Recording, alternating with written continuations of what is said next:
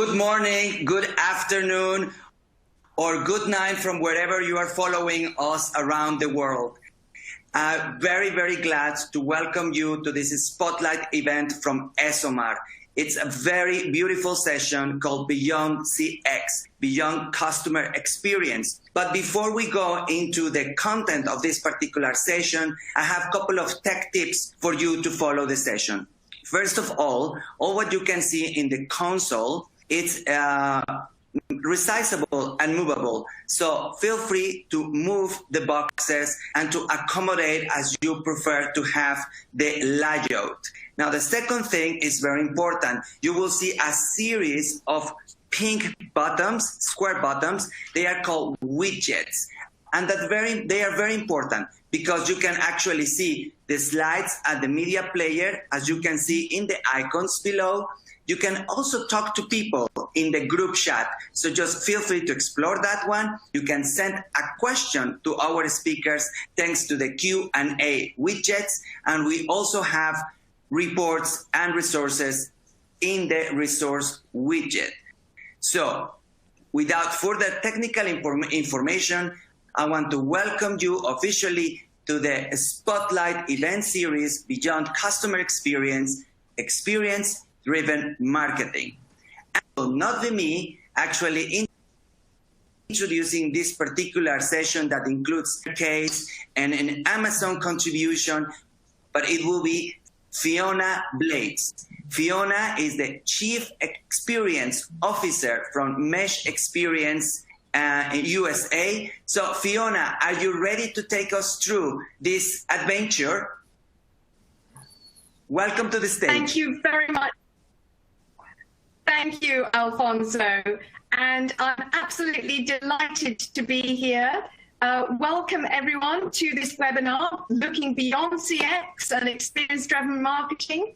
My name is Fiona Blades, as Alfonso said. I'm the founder of Mesh Experience, and I'm absolutely delighted to be joined by Dana Di Gregorio, Managing Director, Mesh Experience, based in New York, Andre de Breu, Head of Customer Intelligence and Strategy at LATAM Airlines, based in Brazil, and Neha Arora, Head of User Research at Amazon, based in India.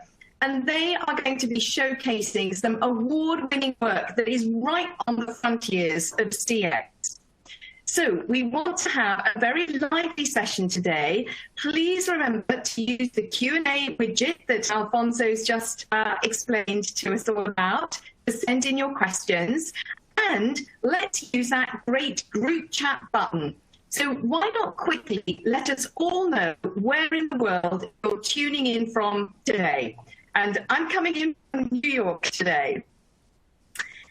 So let's start off. I'm going to have a look at the first part of this, which is going to be looking at experience-driven marketing. So I'm hoping that I can get onto the right slide. But if not, maybe Alfonso could help me by moving on there. I've had a few technical difficulties this morning with the internet. All right, okay, so we jumped a few there. I'll go back one slide, and I think hopefully we'll be on slide 6. Everybody today is really talking about experience, and it's such a buzzword. And we've got many CMOs and CEOs who are really looking at this in some detail. And here are just a couple of quotes from two. One is Mark Pritchard, who's the Chief Brand Officer at Procter & Gamble, and he's talking about every aspect of the customer experience. And then we've also got Keith Weed here talking about total experience and the fact that the most important marketing metric will soon change from things like share of wallet to share of experience. We're going to go on to the next slide now to just have a look at some of the key aspects behind experience-driven marketing. And I'm not going to go into them all, but let's just start with the first one. And that is that you have to take responsibility for every single brand touchpoint, even those that you can't control. And it may be that you're in charge of the marketing communications, but you still need to know what is happening in store or what is happening in terms of the earned media that may be going out there with news stories. So it's really important that you can adjust, if you're thinking about marketing, you can adjust that to what else is happening. And if you're looking at some of the customer experience touch points, again, you need to be really working in harmony with whatever those advertising touch points are that are going out there as well. And it means that in this new world, we do need different kind of metrics. And we saw there, Keith, we talking about share of experience. And we've been capturing some of those metrics for nearly 15 years now. And we found that share of experience correlates more closely with share of market. And this isn't surprising. So it's more closely than, for example, share of voice. Because share of voice is really about those touch points which are paid advertising, and share of experience includes the wider touch points, such as all those owned and earned media channel experiences as well. And share of voice is normally about what we're pushing out there as marketers, but we know it's what we're picking up, what people are really experiencing that's most important. So that's just one metric that we might be thinking about in this era beyond CX. But it's not just the quantity, it's also the quality of experiences that are important. And we found that a positive experience can have 3 times the impact of a neutral one on brand consideration. So we can help marketers today by looking to improve the quantity, but also the quality of experiences. And then there are lots of different tips and tricks that we can use in order to adapt those experiences to ensure that we get the most positive ones, whether that is through the channels we're using, whether that's through the messaging we're using, or indeed the context and the placement. And overall, we need to move towards a more human-centered world. We need to look through the eyes of the customer.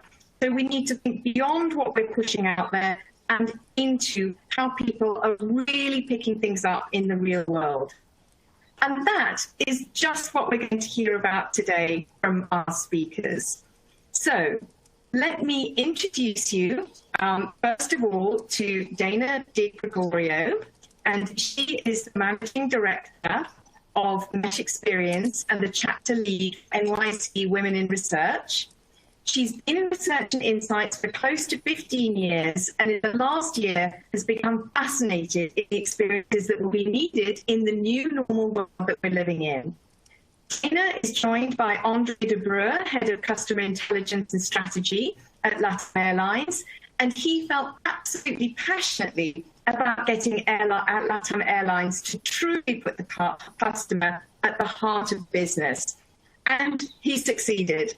So over to you, Dana and Andre. Thank you, Fiona. Hi, everybody. As you heard, my name is Dana DiGregorio. I'm the Managing Director at Mesh Experience. I am excited to be joined today with Andre de Breuer, the Head of Customer Intelligence and Strategy at LATAM Airlines. LATAM and Mesh have been partners for several years, and we've worked together tackling challenges like evolving brand tracking, merging brand tracking, creating CX programs, and many, many, many more. But today, we're here to share with you the way in which we transformed insight into action, once again, by putting the customer investment at the heart of the business. The monetizing NPS initiative that we're going to discuss created cultural transformation within the organization. It turned LATAM's hypotheses that truly focusing on customer experience had an economic benefit into an actual tangible product that shifted the way in which they do business. And I'm going to let Andre kick us off. Hello, everyone. Thanks, Dana. I'm Andre de Breuer. I lead the teams of customer intelligence and market research at LATAM Airlines. And I want to start with a bit of context of this industry. actually, the assets of this industry are very, very expensive, the aircrafts, and players used to have low margins all around the world. And it's a high volatility environment. So it makes it very hard to take any decisions because any wrong movement may influence or negative impact the bottom line of the company. So we've got a great challenge here in order to try to approach all of the context into one framework to prioritize and approve investments on customer experience. Specifically in the case of LATAM, decision-making in project design and approval used to be analyzed specifically. It means case by case, what makes it very hard to compare different projects or initiatives and even to prioritize according to economic return, because you just use to have different methodologies in different moments of analysis. So any investment project initiative used to take a long time to understand deeply how it would influence customers and their behavior. And it used to require lots of internal, external resources, sometimes having consultants, sometimes doing internally, but it used to be always exhaustive to understand something deeply before taking a decision.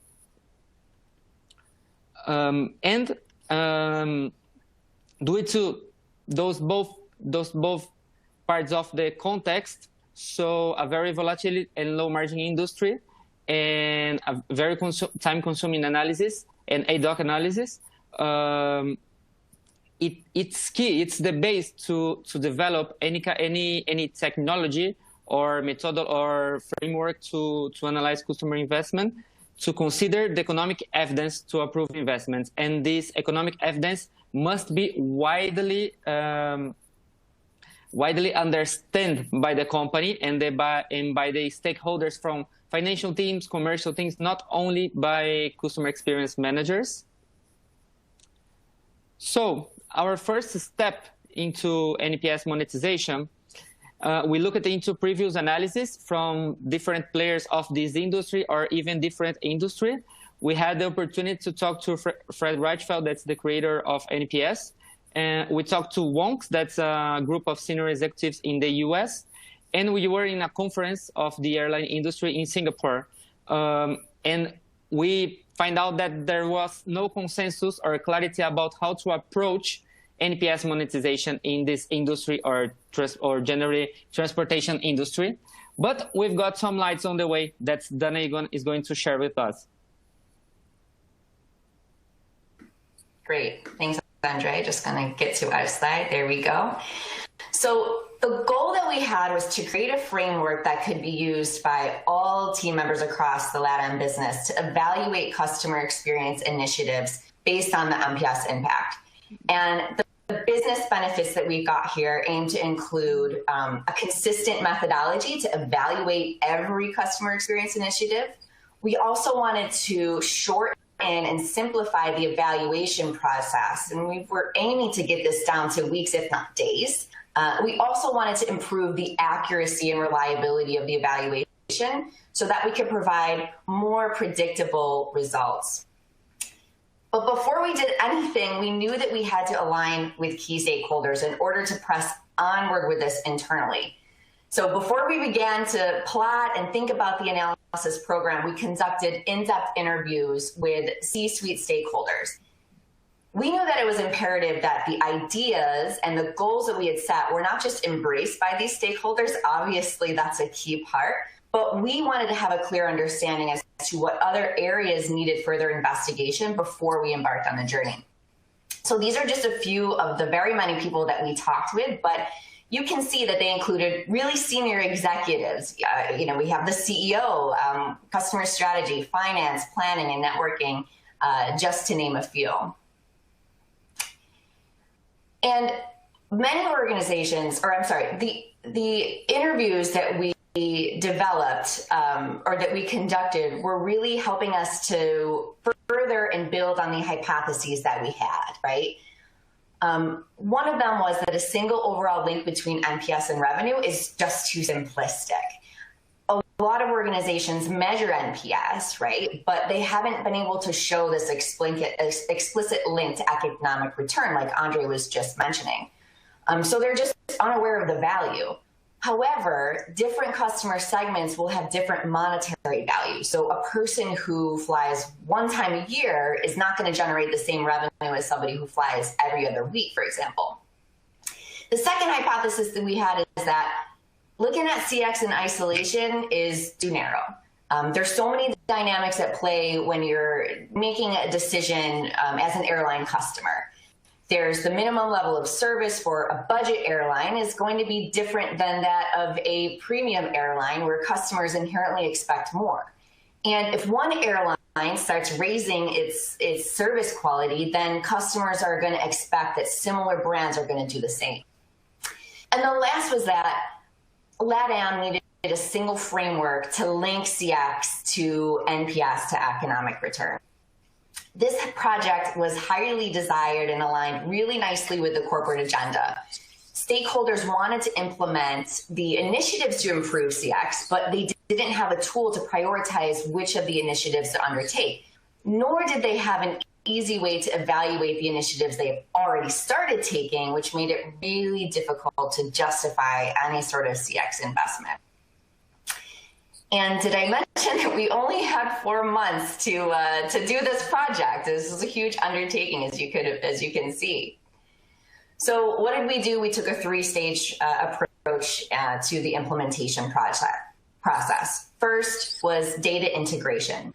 By using a voice of the customer data collection program, which integrated data from multiple sources and analyzing from multiple perspectives, we were able to link flight touch points to NPS to customer churn and revenue. And actually, LATAM's voice of the program, or voice of the customer program, captures all touch points. So in the airport and in-flight experiences after each flight. So it really allowed for some deep granular analysis. Quarterly evaluation with database customers gave a comparative view of LATAM against their customers' most used competitive airline. And over 2 years, this generated upwards of 230,000 responses for 35 airlines and across 20 different touch points. And from LATAM's customer database, we identified those who had completed surveys to observe their change in behavior over time, which resulted from either high or low NPS, but we focused on whether individuals churned post-survey measurement. And of course, the second stage was the very complex analysis. We analyzed the data using CTAB methodology with and across each data set in an ongoing and very iterative way. And then finally, we implemented the findings into a calculator that linked the economic return, and Andre is going to show you that in just a minute. But this was just one of the pieces of analysis that I'm showing you here. And we actually found pretty quickly that churn is lower among high NPS customers, which makes sense, right? Those who preferred LATAM were churning at a lower rate. However, we did see that some audience segments were much more sensitive to NPS than others. This is an important finding for us. So we knew that we needed to look at customer type by customer type to understand the impact of NPS. And for another example, we saw that customers flying for business on the very were actually quite sensitive to NPS. What's important to say here is that it wasn't the absolute NPS score, but it was a score relative to competitors. So LATAM could have a great NPS score on a competitive route, but if that competitor had a higher NPS score, that was a problem. So when competition is high, for example, when there are multiple options for consumers to choose from, customers are more sensitive to NPS. And the most sensitive scenario is when the customer has many options to choose from legacy or well-known carriers. When competition is low, with the example of the low-cost carrier, customers are less sensitive to NPS. So these are two extreme examples, the most and the least sensitive. But we knew we needed a sophisticated tool that allowed for this granular analysis because the stakeholders needed to identify the customer segments that are impacted. We needed to know what country, what route, what frequent flyer segment would be impacted. We even considered the airport attributes, so check-in experience or boarding experience, for example. And then once those selections had been made, the model could be run. And then this calculated NPS, the impact on NPS with churn and revenue. And Andre, I'm sure everybody's waiting to see this calculator in action, so I'm gonna pass it back to you. Thanks, Dana. Let's share it. So here we have a view of the control panel. I'm sorry. Now we have a view of this control panel. That's a tool that we shared with different teams from several areas and different countries, as Latam is a global company, in order to spread this knowledge about customer and decentralized decision-making. Because it's not only about approving customer investments, but there is something even more relevant, that's building a customer-centric culture into an operations business, what's a very tough challenge. So it was key for us to have everyone on board and having a widely understanding of the customer's preference. So this tool actually is very, very intuitive and allows users to put segments by country, by customer segment, select different attributes or touch points that their initiatives are touching. And then we have the output of the calculator that is based on the project policy protocol impact in regards to the operational NPS, but also the competitive NPS, and then the churn, in the proportional churn of our customers, and the economic return. Obviously, there is lots of complexity behind, but it's very intuitive for the user of this tool. And now I want to tell you a bit of the learnings we had with this project. First of all, I would say that in the airline industry, we have two moments of truth. One is on ground, when a customer has any service disruption, and depends on how you manage this delay or any other issue, you will be generating your worst detractors with the bottom scores, or you can neutralize that unexpected experience. So if a customer has no service disruption, or for them, the second moment of truth is on board. We could learn that every carrier that has differentiated its service did it through the onboard experience. Actually, the in-flight environment is the most genuine brand experience for an airline, considering that you have lots of players operating the same airports, sometimes in the same zone of the same airports. And this understanding was key to calculate the impact of renewing our fleet, improving our service would have in terms of customers' revenue. Then we could prioritize business and decisions, but we approved $400 million in cabin renewals, what considered new seats, including for business class, and new service, as I'm going to share in the next slides. For the short-haul flights, we launched a premium economy cabin in South America, was something very innovative for the region.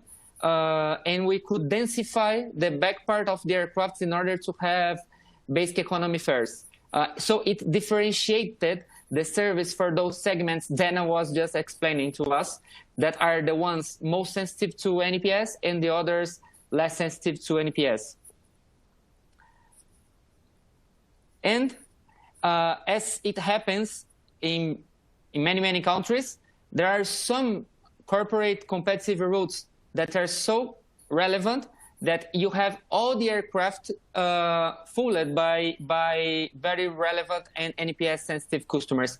So for those cases, we began to offer a complementary service, an enhanced complementary service for all customers in that cabins in those specific, very corporate competitive schedules. And the feedback from our customers was great. Obviously, it was a transformational plan that took several months until we could get the first results. And actually, it's still partially implemented because we have been evolving into the project approved. Here we have some comments of our customers. But there was impact in quantitative metrics and in economic metrics. It was not only about this qualitative feedback, but it was a game changer actually for our customers' experience in the region. Our NPS increased 13 points year over year since the launch of this monetization and transformational process. In Brazil, that's the most competitive market. We could increase 31 points in terms of NPS. And some economic metrics were also impacted. Our churn reduced by 4 points. The total number of customers grew 10%, but the corporate frequent segment grew 14% in customers, so above the average. And it's not only about having more customers flying, more frequent customers flying, but the customers also increased their frequency, their average frequency, and their average revenue. So our results were very good and were indicating a very positive landscape for the next months until we have the pandemic outbreak in the region. That was just 1 year earlier from now. But part of that challenge of building a customer-centric culture in an operations company, in an operations business and industry, it was relevant also in this time because we could focus on understanding the moment we were living and implementing many health and hygiene measures, allowing customers to have flexibility on their tickets. Until you could have a complete understanding of the situation and adapt ourselves to the new reality. So our first statement for our customers was stay home, travel later. Was something very difficult to declare as an airline, but we could align that and do that. And actually, customers trust in us and feel confident about the information flowing from LATAM to people. And then after all those implementations I just quoted, we could launch the campaign A New World, A New Way of Flying, that has been also very well received by customers and society in general. So on behalf of Dan and me, I want to thank you all for the attention, and we are available for questions.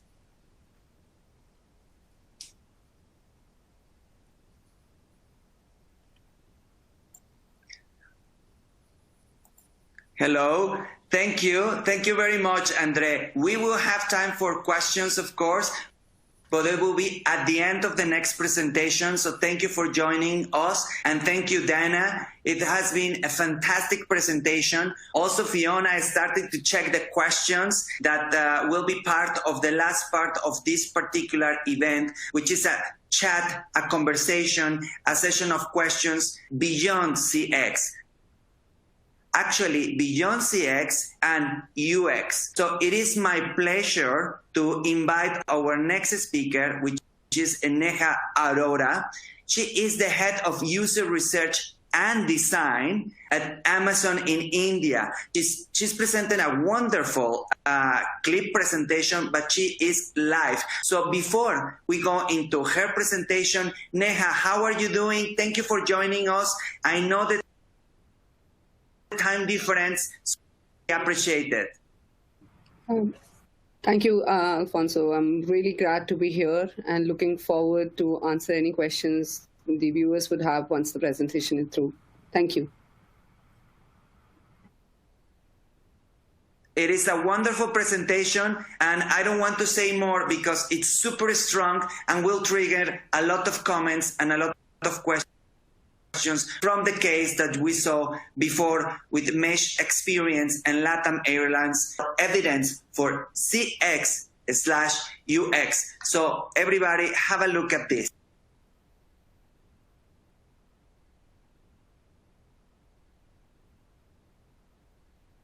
Hello everyone, how are you? My name is Neha and I'm the user research and the design lead for Amazon. Today I'm going to talk about how listening to small data gave a double-digit $1 million win to Amazon. Today I'm going to share on how in this age of big data, Amazon believes in also focusing on the small data. As it is through small data that we listen to our customers, we can understand the emotions and the voice and really the person behind the numbers.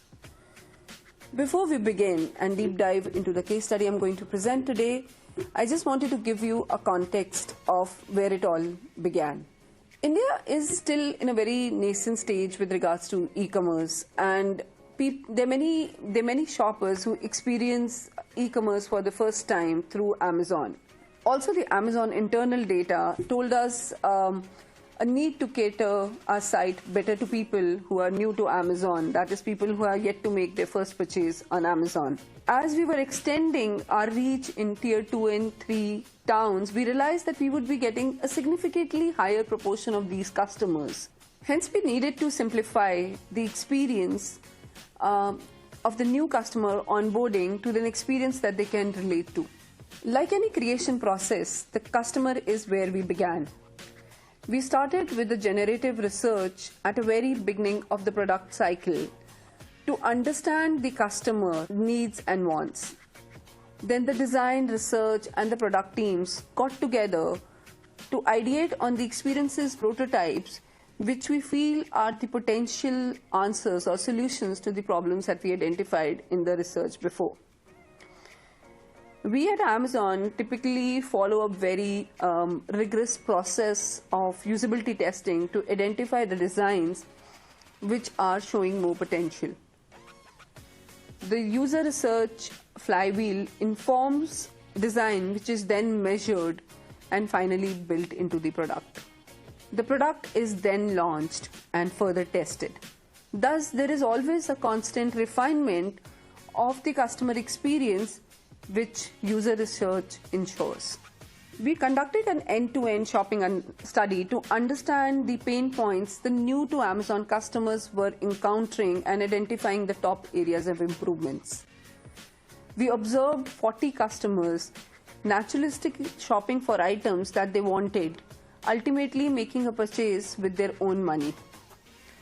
The study was conducted blind, which means that basically people were not aware that Amazon was sponsoring this research. We used our research partner, Carvey Insights, to get this research done. And the study took place in 4 distinct cities in India, which were each varied in terms of the culture, infrastructure, geographic, and Amazon sales. Through this study, we were able to identify more than 80 issues which were pronounced among the N2A customers. When I say shopper frustrations, I mean any suboptimal experience faced by our customers on Amazon. During the study, we actually saw 2 out of 40 customers struggling while to create an account on Amazon. When it's just 1 or 2 customers, it's actually quite tempting to question the validity of data and to think of that person as an outlier altogether. But because human behavior is highly generalizable, experience which are shared by just 1 or 2 people can be very common out in the wild. I have a question for you, people all there watching this. If you were to see a person tripping over a carpet, when would you go up and straighten the carpet out? Right? How many people would you let fall before you actually go and straighten the carpet out? For us at Amazon, the question was never about the number of people, as qualitative research helped us stay close to our customers, fueling customer obsession, which is fundamental to Amazon's growth. We knew we wanted to do better. Now I'm just going to share a small nugget of information from the research that we've done.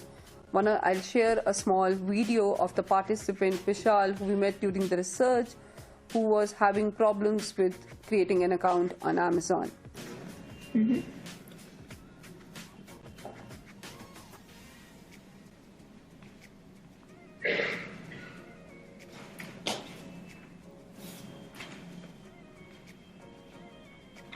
Sign in का मतलब क्या है? अरे suppose new account करना पड़ेगा, account तो नहीं बनाया हुआ इसमें अमेजोन में? नहीं, इसमें नहीं।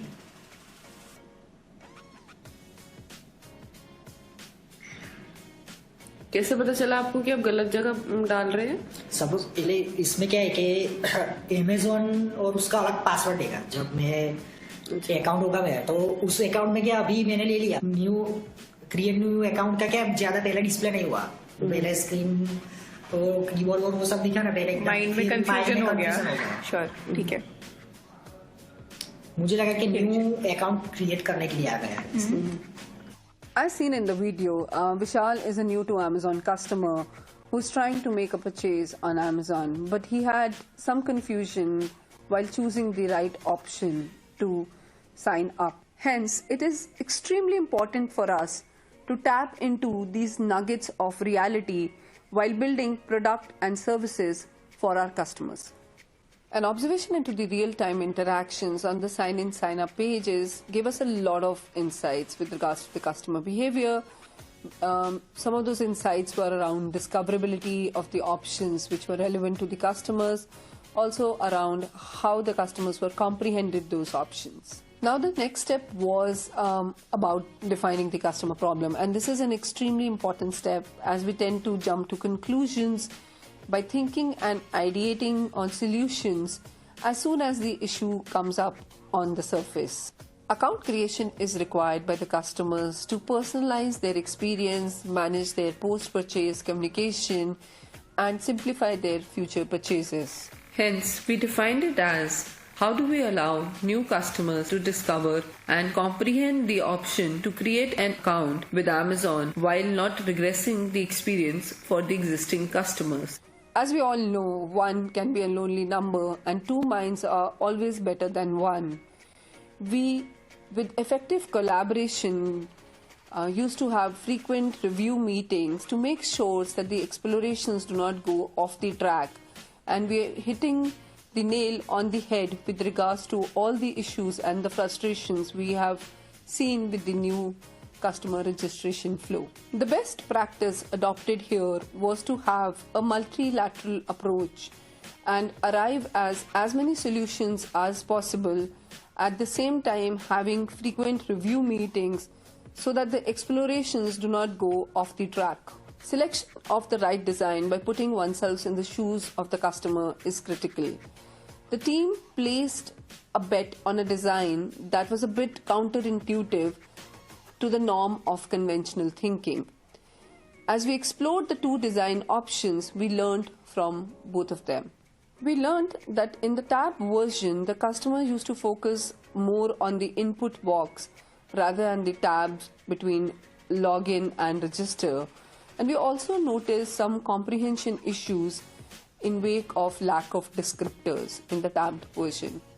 On the other hand, the accordion design ensured better discoverability to the customers by providing descriptors and also a better context to the customer. Placing Create an Account button on the top also ensured better customer interaction with the flow.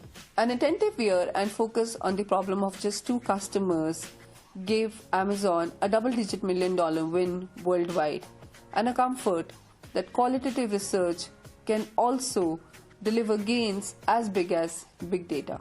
The design for improving the new registration flow was first launched in India, where it gave 6% increase in the new account creation.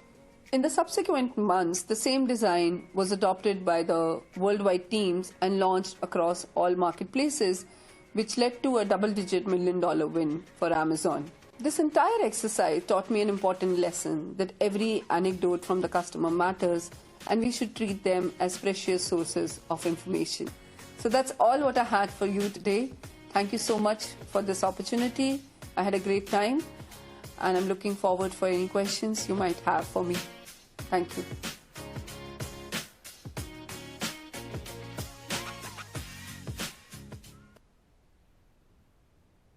Thank you very much indeed, Neha, for that fantastic presentation. And I'd love to welcome all the speakers back onto the stage. If you'd like to turn your your cameras and your microphones on. We've got questions coming in. Please keep those questions coming for the speakers. And I've got a number here, so let's start straight away actually with Neha to get the ball rolling. And Neha, did you expect the kind of impact that you saw based on the research that you conducted? So when I did this research and, when I was actually met with Vishal and like Vishal, 40 other customers, and we were doing analysis and finding out these problems, I didn't expect that one of the problem which we solve will give us the result that we did, because we always sometimes it's, as I said, it's difficult to assume that the problem is so big out. And it came from 2 customers in a sample size of 40. And I was kind of questioning myself in terms of how big this problem is and how do I prioritize over the other 79 problems, because total we got around 80 problems from this particular study. So which one to prioritize versus which one not to prioritize. But it was amazing to see what the power of small data can do. And this was not only in India, when we launched the experience based on this particular insight across various marketplaces where Amazon is, the impact was just mind-boggling. And it became a great India first influence story.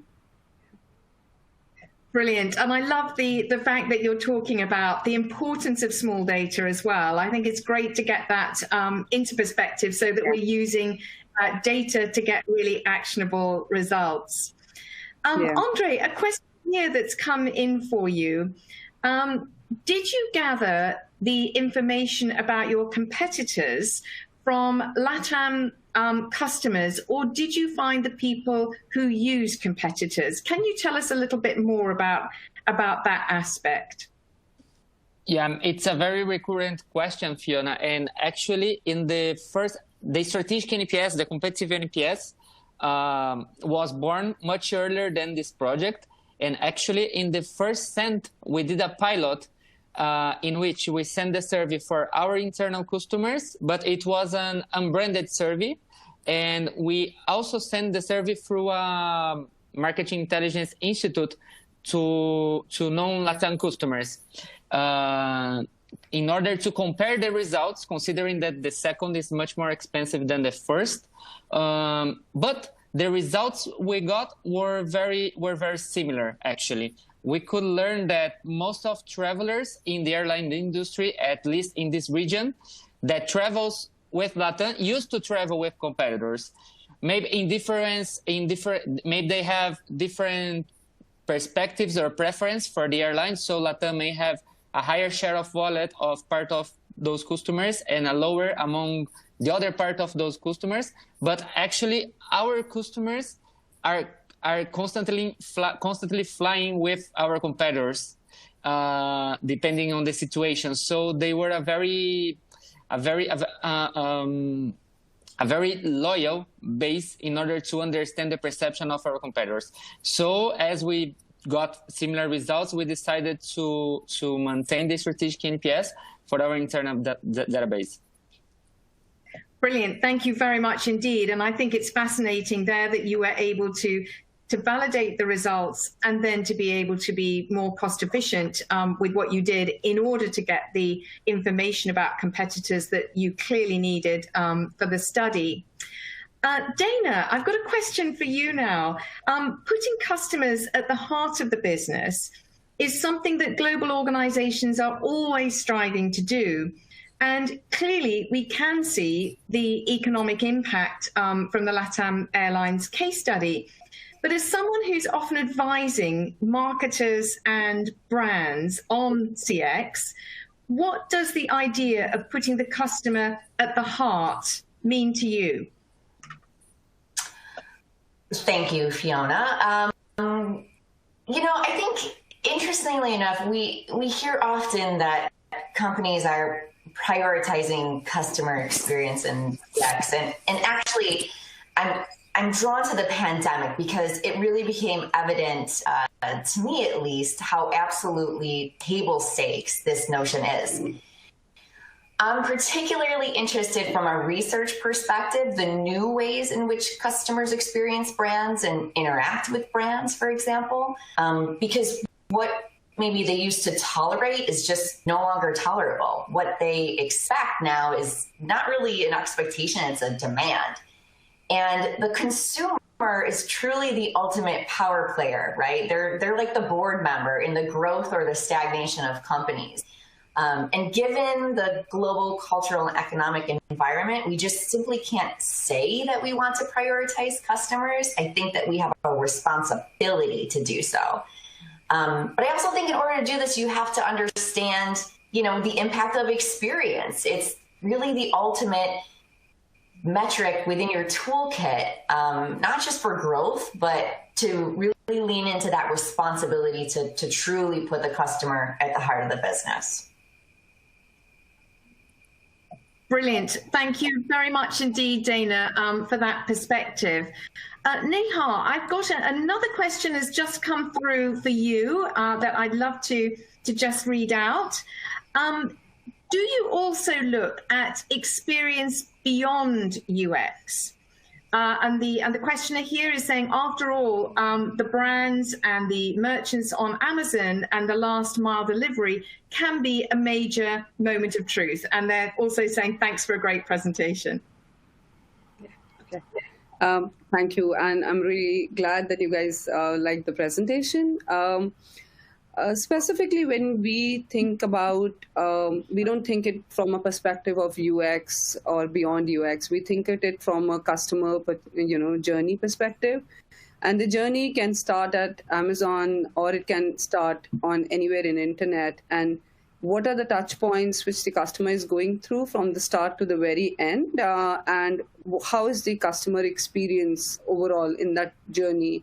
And UX is only a part of it. There are other things, included, like even post-purchase, like, for example, how is the delivery experience is, right? So just for an example, right, like in India, we can't leave big boxes outside. Like, for example, in US, you would leave that, or we wanted to think about how safe is it to, the customers want to feel when they're ordering, say, a big ticket item, right? Like a television, which can cost a lot of money or stuff.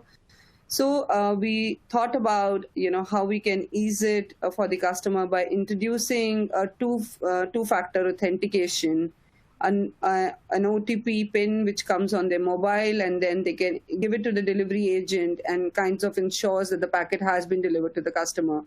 So we look at it as from various systems perspective, and they should be working towards providing a customer the best experience. Yeah, it's not really just from the UX perspective. Yeah. Brilliant, thank you. Of course, there are so many touch points that you'll be thinking about there in terms of the customer experience. Andre, I have another question for you here. And we have somebody asking, could this strategy of NPS in your company be integrated with a price strategy for getting better profits? Yes, totally. Actually, that's why this project was transversal.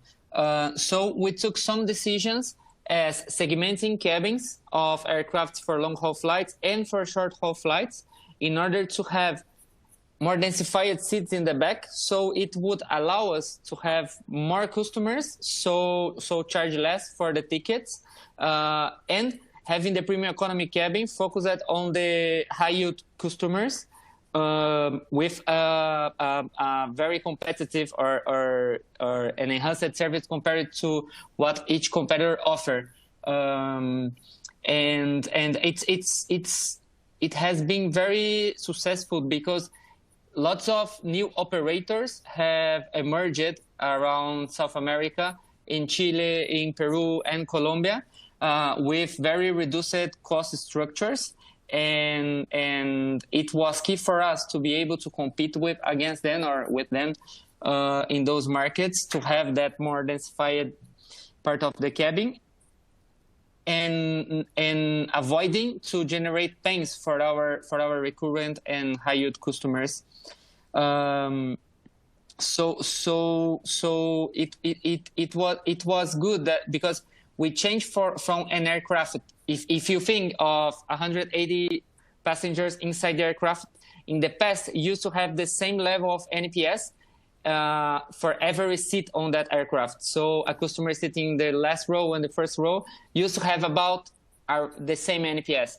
But after this change, actually we had our NPS is very different from the last row until the first row. We have more than twice the NPS. The better NPS is more than twice better than the worst. So it allows us to deliver a segmented experience according to customers' need and willingness to pay. And it has been resulting in a more successful price strategy in terms of low fares, but also in terms of capturing high yield customers. Brilliant. Thank you very much indeed. I think we've time just for kind of one quick question before I hand back to Alfonso. And there's a question that's come up, which is actually directed, first of all, I think, at Andre, but I would love to ask it of all three of you. And this is around the metric of NPS. And the question is that for airlines, arguably repeat usage and share of wallet are also relevant, as well as recommendation.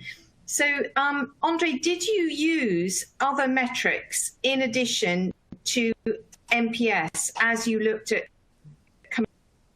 commercial outcomes?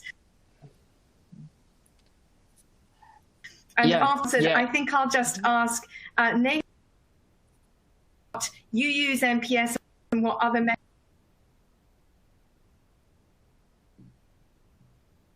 metrics you find helpful.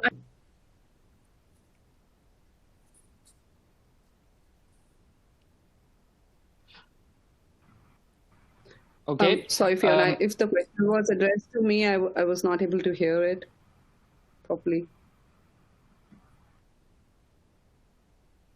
Andrew, please go ahead. I think, yeah.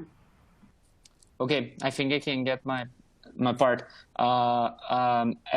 Actually, sorry for the first presentation. Commercial tools. Yeah. Okay. So actually, we had lots of analysis of NPS itself, and we use it to understand it very deeply. But the key element to develop this monetizing tool and to approve those investments was cross the information of the NPS with the economic output. So we could compare the future revenue of each customer according to their NPS score for Latam and for each competitor in each market. So actually we could calculate the value of each point of NPS. What's very important to say that is too simplistic to speak that we have 1 point NPS valuing X dollars, but it's much more interesting, profound, and real if we say that 1 point of NPS means X for some kind of customers in one specific country, and it can have a value much higher or lower for a different segment in a different country. So I would say that the key element for this was work with the NPS information and the economic outcome at the customer level, not at any general level. I would just add to that yeah, I think, you know, the lens that we took was very much focused on the customer. It was very much focused on all of the different touch points and experiences that that go into that score, right? So it was a deep dive into really the heart of the customer, but also all of the experiences and touch points in which they had. Neha, I think the question is around, what sort of metrics are you looking at to be able to make some of these big recommendations within Amazon? So one thing, we are able, because there are like millions of people who visit Amazon on a daily basis. So there's a lot of, internal data which is available to us in terms of triangulating with some of these anecdotal information that we are getting. There are also, there are multiple ways where we kind of listen to what our customers, what our stakeholders have to say. One of the methods is NPS. Then the other method is also the app reviews or the customer reviews or the data, call data, which is coming through to our customer service teams. So we look at a lot of those, and those data, the data is looked at various angles. So user research team looks at, these user sessions where customers tell us a lot about their experience of overall with Amazon and Amazon services. So there are multiple data sources. I'm just talking about a few here, but there are quite a number of ways that the customers can tell us when they are happy or when they are not happy with us. Jeff mail is also one of very actively used. So Jeff's email is a public email, and he will look into some of these mails that we get from the customers directly to take action. So there are a lot of ways at Amazon that we look into these data. I like how you just talked about Jeff, like he's all of our friends. I love that. I think the key link here, though, is, I was going to say the key link is that everybody is looking holistically at all of the different touch points and customer outcomes. Yeah. Just one of the things which I feel like Amazon does it beautifully is about not leaving out the anecdotes. Even when we have like large data, which probably talks about in an opposite direction. Every piece of anecdote is treated with respect in terms of, and deep dive is done at 5 layers to find out what really caused this particular experience at. That's amazing. Well, thank you, Neha. Alfonso, I think that wraps it up for us.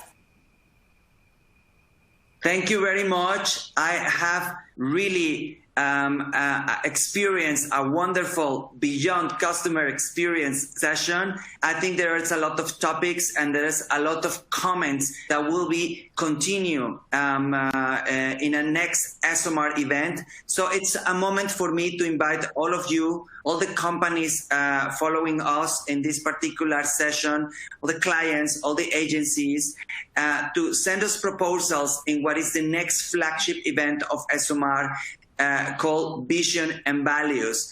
And I think if something was touched today was value, and from the customer-centric perspective to obviously the experience or the user experience. So delighted to have been with you guys, with the coordination of Fiona. She had to leave due to some hiccups, but she thanks everybody, all the audience. Thank you, Dana. Thank you, Andre, and thank you, Neha, because all of you in different time zones, but it's wonderful to see speakers from around the world joining us. And that's exactly what is going to happen the next 31st of March, because it's all about transformation. You know that people is talking about how these pandemic times have accelerated the digital transformation in Brazil, in India, in the US, in the UK, globally. But there is a key word that is not as used as transformation, and that is trust. And it's very important because we are coming from that fake news era and all what we all have witnessed in the United States and beyond. And what is going to happen right now about trust for, let's say, vaccinations for COVID, trust on economy, trust on trends, how actually the consumer is transforming the shopping behaviors, and all of these questions will be answered the 31st of March in a flagship event that is divided in 3 episodes for 3 different time zones from around the world. It is free, not only for members, for the whole entire industry. So I invite everybody to go online to check this particular event and to register soon. Afterwards, we keep featuring and highlighting success. As today we saw this award-winning presentation with Dana and Andre, we will have a collection of award-winner presentation of the RIA, Research Effectiveness Award from ESOMAR, and launching the call for 2021. That will be the 28th of April. And I don't want to continue saying more because there will be too many activities. I just want to say thank you again. Obrigado. Gracias. It has been a wonderful session. And last thing, in your console, you will see the widget called Resources. So for all of you who enjoyed this particular presentation and would like to download the presentation in a light PDF format, you can do that by clicking at the widget Resources. You can also check what is next, all the activities that I just mentioned and beyond. And if you want to become an ESOMAR member, be part of this wonderful family of the insights industry, also click on that link. Once again, thank you. Have a wonderful day or evening or night, wherever you are in the world. Bye-bye. Yeah. Bye-bye. Thank you, Alfonso. Thank you.